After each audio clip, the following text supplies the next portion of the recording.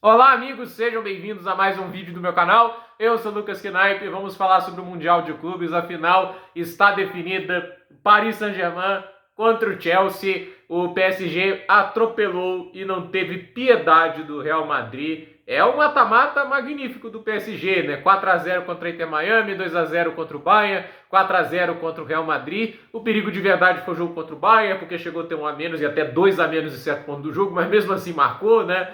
E agora vai enfrentar o Chelsea com um grande favoritismo para o PSG, evidentemente, a equipe a ser batida. Óbvio que todo jogo é a sua história, não dá para entrar em campo e achar que já ganhou, porque, por exemplo, o PSG nessa mesma competição perdeu para o Botafogo. Então, assim, se perdeu para o Botafogo, não pode subestimar um Chelsea, mas acredito que o ritmo, a intensidade e a escalação também vai ser a mais forte possível. Por exemplo, contra o Botafogo, eles não tinham esse monstro chamado Ousmane Dembélé, que hoje fez uma grande atuação dando assistência para o Fabian Ruiz, marcando o seu gol. É um PSG que atropelou esse time do Real Madrid, que, a meu ver, ainda luta para tentar entender a complexidade do esquema do Xabi Alonso. É uma contratação que, obviamente, ela faz sentido pelo trabalho que ele fez no Leverkusen. Essa última temporada não foi a melhor dele, mas a anterior, obviamente, é histórica. É campeão alemão, é campeão da DFB Pokal, só perdeu na última partida da temporada, que convenhou de ser a final da Europa League, poderia ser um triplete em uma temporada invicta, não foi, ainda perdeu de 3-0 para a Atalanta. Agora, o time tá ali, né? Agora ele tá ali com o Real Madrid, um elenco muito melhor do que o do Bayer Leverkusen, tem jogadores extraordinários, mas ainda é início de trabalho, ele está enfrentando um dos melhores técnicos dessa geração, que é o Luiz Henrique, né? E um time que eu acho que muita gente desvalorizou esse PSG em termos de elenco. Eu fui uma das pessoas que defendi que o PSG ainda seria competitivo. Eu não imaginei que seria essa máquina toda, mas eu lembro quando o Mbappé saiu e tudo isso, o time ainda tinha lá o Dembélé, ainda tinha o Barcola, ainda tinha jogadores muito bons. Eu não imaginava que o Desiré Doué ia virar isso tudo, né? E com a chegada do Kvaratskhelia foi uma melhor ainda impressionante para a posição, mas eu falava muito do meio campo. João Neves é muito bom, eles também tinham o Zaïre Emery, a dupla de laterais é mágica, né? O Hakimi e o Nuno Mendes é a melhor dupla de laterais do futebol mundial, combina perfeitamente qualidade ofensiva, capacidade defensiva. O Hakimi é subestimadíssimo na defesa, ele sobe muito para ataque, evidentemente, mas ele sabe marcar. Nuno Mendes fisicamente um trator, a zaga é boa, né? Hoje não teve lá o Pátio porque foi expulso de maneira idiota lá contra o Bayern de Munique, mas tem o Marquinhos, tem o Donnarumma, que é um goleiraço, tem ótimas peças nessa equipe. Então, assim, a equipe não era fraca só porque Mbappé, Neymar, Messi deixaram. Obviamente, quando a gente olha para grandes estrelas, a gente acha que essas pessoas vão desequilibrar o futebol como um todo, mas no final o que desequilibra mais no futebol é uma equipe bem organizada, é uma equipe que sabe se defender, que sabe marcar e que sabe se adaptar a vários contextos diferentes. Não existe um time estrelado que foi campeão sem ter um bom trabalho tático. Não existe, gente. O trabalho tático reina. A gente fala muito do Messi no Barcelona, mas ele foi campeão da Champions quando teve lá o Pepe Guardiola, né? Tipo, ok, teve o ano com o Luiz Henrique também, entendi, ganhou a Champions mais de uma vez. Mas a questão é, ele precisou, obviamente, de trabalhos táticos muito bons que pudessem potencializar o talento dele. Em alguns momentos bateu na trave, quando os trabalhos eram bons, mas não o bastante, como foi com o Ernesto Valverde, e nem chegou perto com o Koeman, não chegou perto com o Setien, não chegou perto com o Xavi, porque é aquele negócio, cada trabalho tático, o Xavi nem foi treinado, ele nem foi treinado pelo Xavi, então até tiro isso aqui, mas assim, descartem isso que eu falei aqui, né? Mas a verdade é que assim, tudo depende da sinergia do técnico com o clube. O Xabi Alonso pode ser um técnico muito bom para o Real Madrid, mas eu acho que o elenco do Real Madrid ainda tem que se moldar um pouquinho mais. Falta contratar um ponta direito de ofício, não é o Rodrigo pelo visto.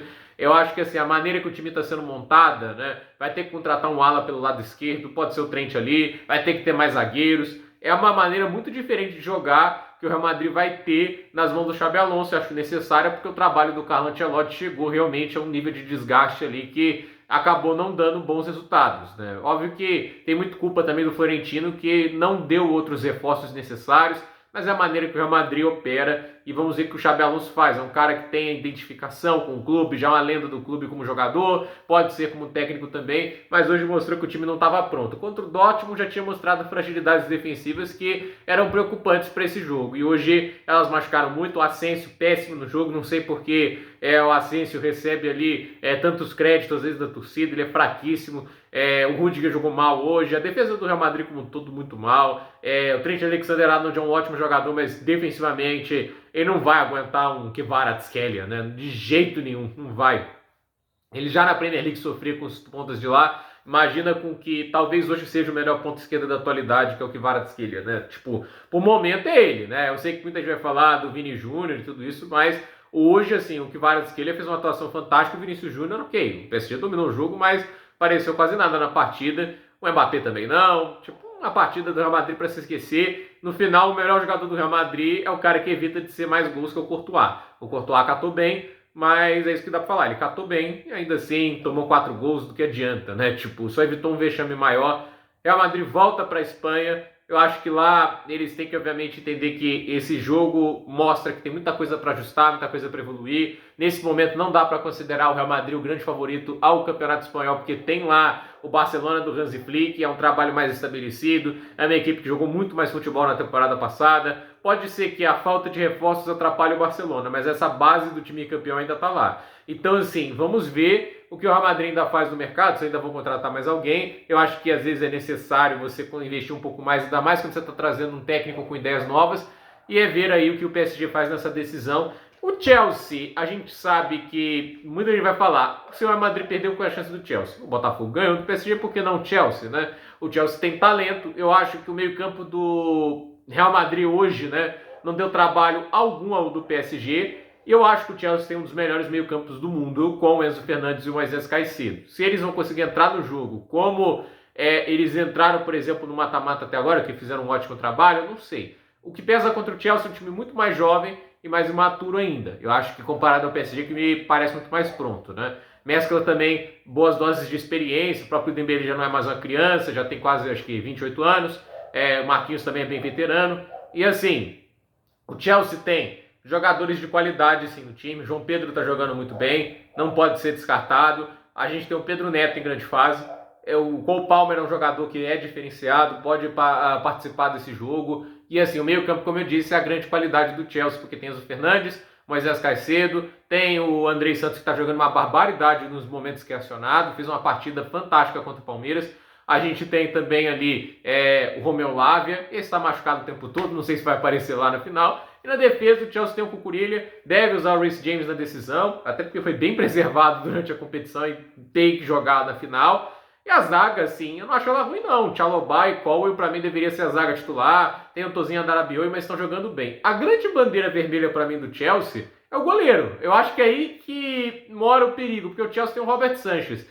E ele é uma faca de 2 gumes, no aspecto de que ele é péssimo com os pés, mas tem partidas que ele acorda decidido a jogar bem, né? Ele fez isso até em alguns momentos da segunda parte da temporada. No Mundial até agora ele tem catado bem? Não. Ele é um goleiro muito fraco, mas é aí que mora o perigo pro Chelsea, né? E aí o Chelsea tem essa dúvida, vai conseguir evitar que o Robert Sanchez seja testado no gol?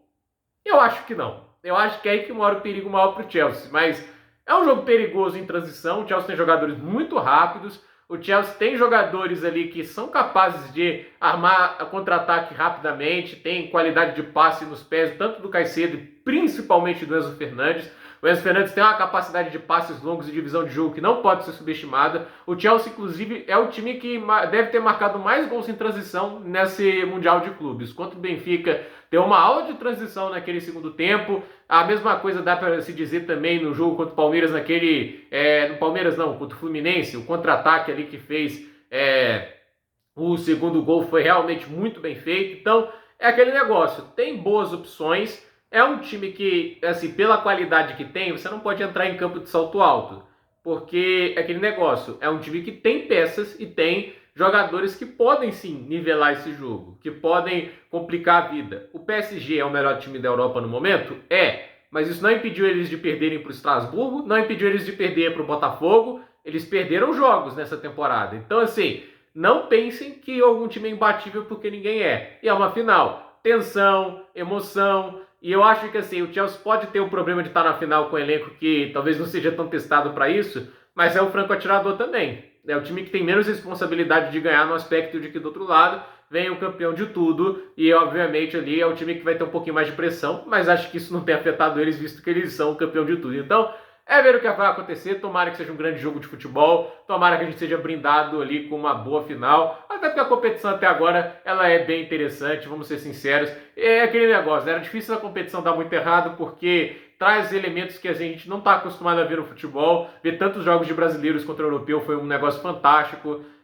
A gente ainda teve clássicos do futebol europeu, vai ter mais um na final, tipo Chelsea e PSG. É um confronto com muita história dentro da Champions League, para quem pensa que isso daí não é um confronto interessante, né? Já teve eliminações doídas de ambos os lados, né? O Chelsea teve aquela eliminação fantástica, né? Na época do José Mourinho, que perde o jogo por 3-1 lá na ida, e na volta em Stamford Bridge 2-0 com o gol do Dembaba aos 87 minutos, né? Teve aquele jogo lá que o PSG com a menos consegue a vitória na prorrogação. Então, assim, tem muita história esse confronto. Esse confronto já se repetiu algumas vezes na Champions League. E olha, é um tipo de confronto que traz histórias bacanas para o futebol. E é uma coisa assim, se adotar, te repete, né? Seja agora no Mundial, pode ser agora nessa próxima Champions League, nunca se sabe. Então, gente, por esse vídeo é isso. Nos comentários, deixe seu like, se inscreva no canal, compartilhe esse vídeo e até o próximo vídeo.